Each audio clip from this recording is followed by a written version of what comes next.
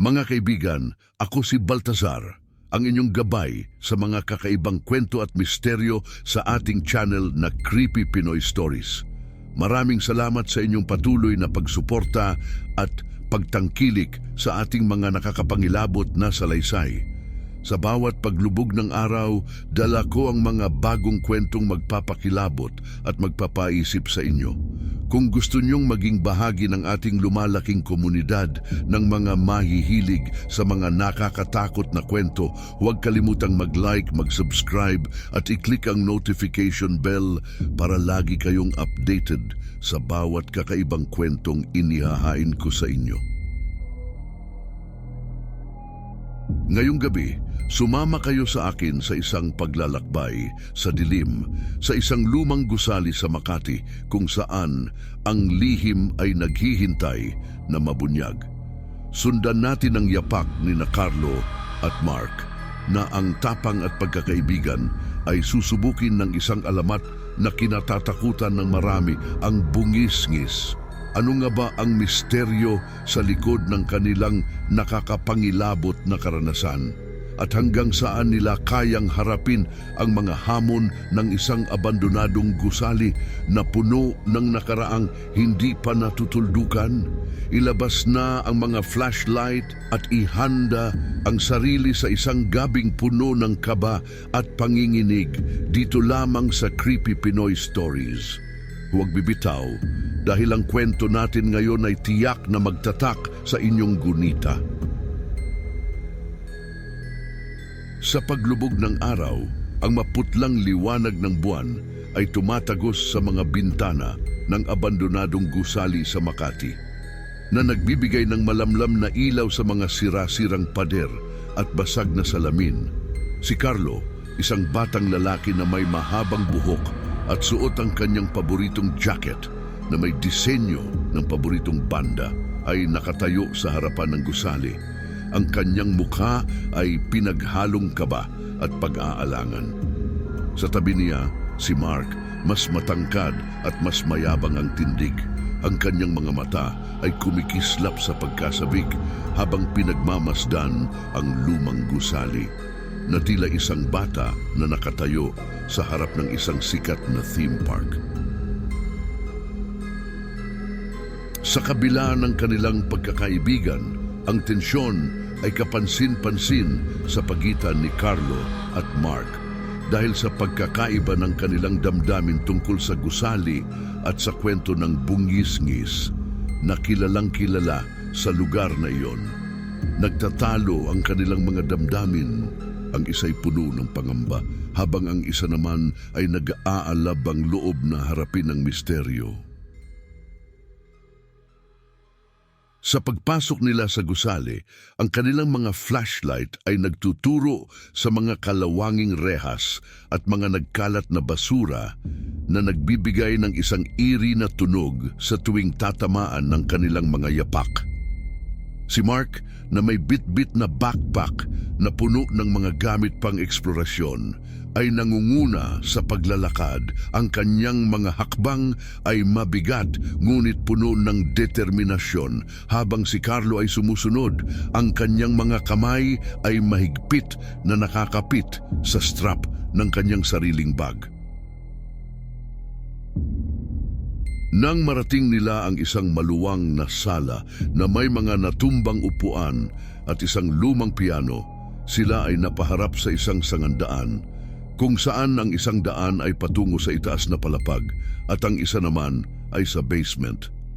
Sa sangandaan, nagkaroon ng mainit na pagtatalo sina Carlo at Mark na nag-echo sa buong gusali, na nagpapakita ng pagkakawatak ng kanilang tapang at pagkakaibigan at nagbibigay ng isang masamang premonisyon para sa kanilang pagsasamahan.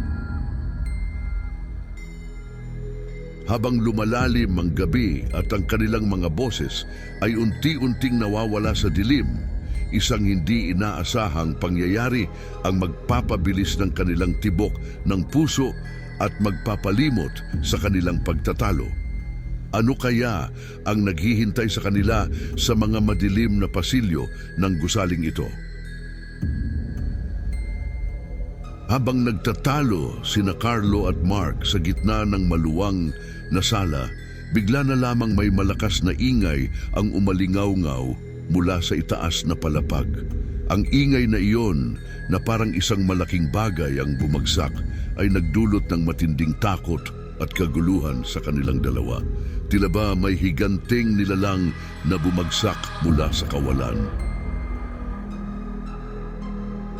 "Ano yun?" sigaw ni Carlo. Ang kanyang boses ay halos hindi marinig sa lakas ng kanyang kabog ng dibdib. "Kailangan na nating umalis dito ngayon na," sigaw pabalik ni Mark. Ang kanyang mga mata ay malalaki at puno ng takot.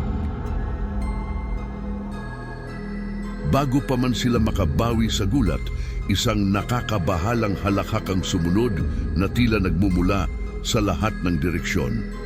Ang halakhak na iyon, nakakabaliw at puno ng kasamaan, ay nagtulak kay Carlo at Mark na magmadaling tumakas pabalik sa pasukan.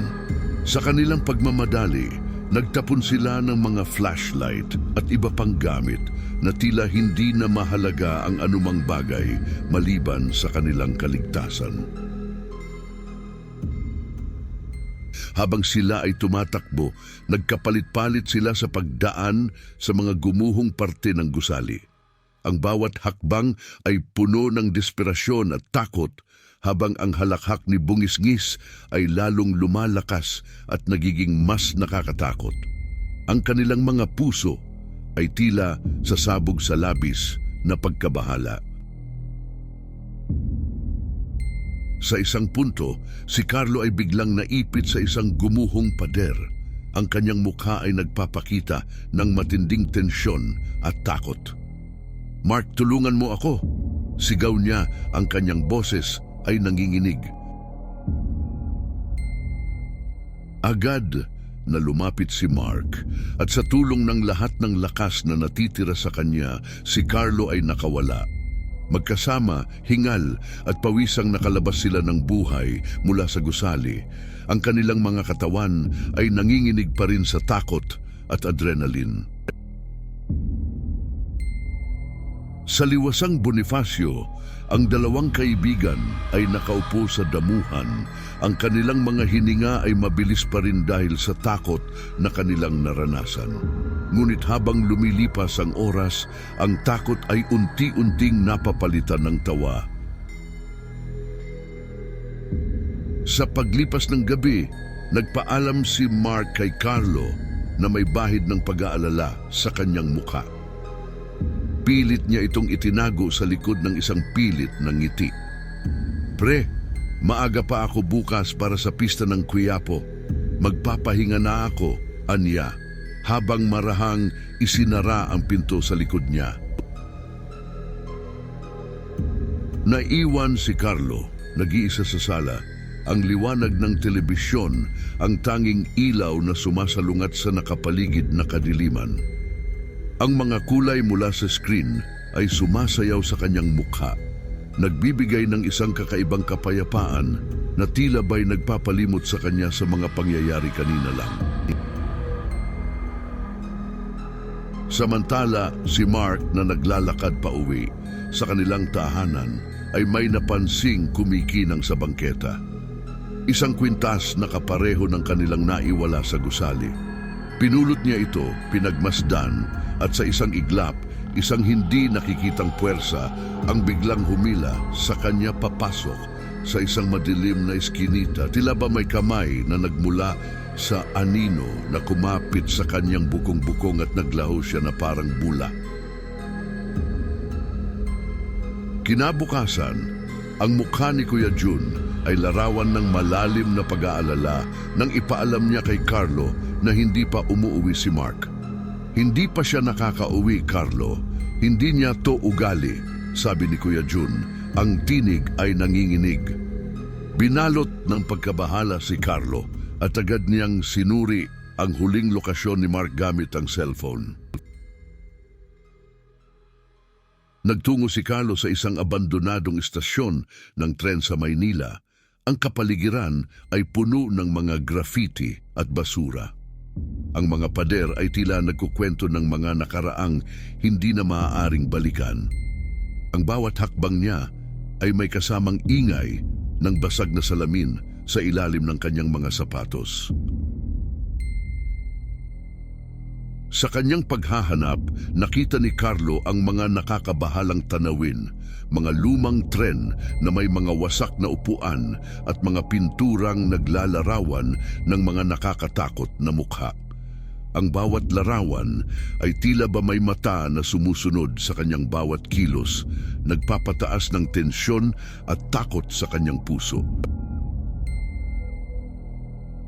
Sa isang malaking silid, biglang nawala ang ilaw ng flashlight ni Carlo.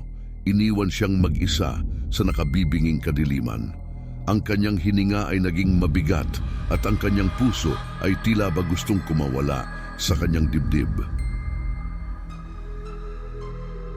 Sa gitna ng kanyang pagkataranta, naramdaman niya ang presensya ng cellphone ni Mark sa sahig, ngunit bago niya ito maabot, ito ay nahulog sa tubig.